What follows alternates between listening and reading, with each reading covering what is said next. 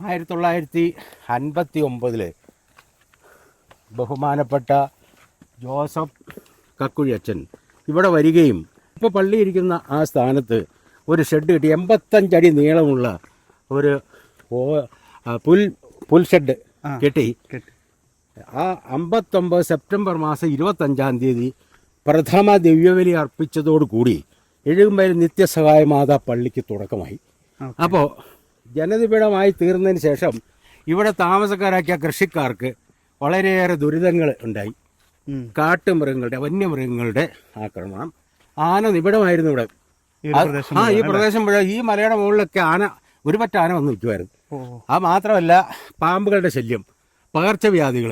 അവർ കൃഷി ചെയ്യാൻ തുടങ്ങിയ ആ സമയത്ത് ആ കൊടി അതെല്ലാം വാട്ടർ രോഗം, ദ്രുതവാട്ടം, പൂപ്പൽ രോഗം, ഇങ്ങനെ ബുദ്ധിമുട്ടിയിരുന്ന അവസരത്തിൽ ഈ ആളുകൾ എല്ലാവരും കൂടി പള്ളിയിൽ ഒത്തുകൂടി. അച്ഛൻ്റെ നേതൃത്വത്തിൽ ഒത്തുകൂടി കഴിഞ്ഞ ശേഷം അവർ ഭക്ത്യാദരപൂർവ്വം ദൈവത്തോട് പ്രാർത്ഥിച്ച് അവർ അച്ഛൻ്റെ നേതൃത്വത്തിൽ ഒരു കുരിശ്, മരക്കുരിശ്, ഈ ആദ്യകാലത്ത് തക്കാളിമല എന്നറിയപ്പെട്ടിരുന്ന ഇപ്പോൾ കൂമ്പമല എന്നറിയപ്പെടുന്നു, കൂമ്പമല, ആ തക്കാളി മല കൊണ്ട് മരക്കുരിശ് സ്ഥാപിച്ചു.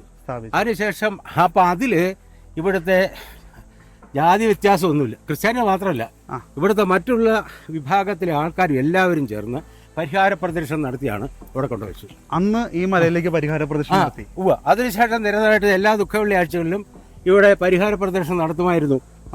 ഇതിന് ശേഷമാണ് പിന്നീട് ഇവിടെ ഒരു വലിയ കുരിശ് സ്ഥാപിച്ചത്, ക്രൂശിത രൂപമുണ്ട്. ആ ക്രൂശിത രൂപം ഇവിടെ സ്ഥാപിച്ചതിന് ശേഷം 55 അടി ഉയരത്തിലാണ് ഈ ക്രൂശിത രൂപം. ഈ മല എന്ന് പറയുന്നത് 3500 അടി കൂടുതൽ ഉയരത്തിലാണ് സ്ഥിതി ചെയ്യുന്നത്. ക്രൂശിത രൂപം സ്ഥാപിച്ചതിന് ശേഷം മാത്രമാണ് ഇത് കൂമല എന്ന പേരിൽ അറിയപ്പെടുന്നത്.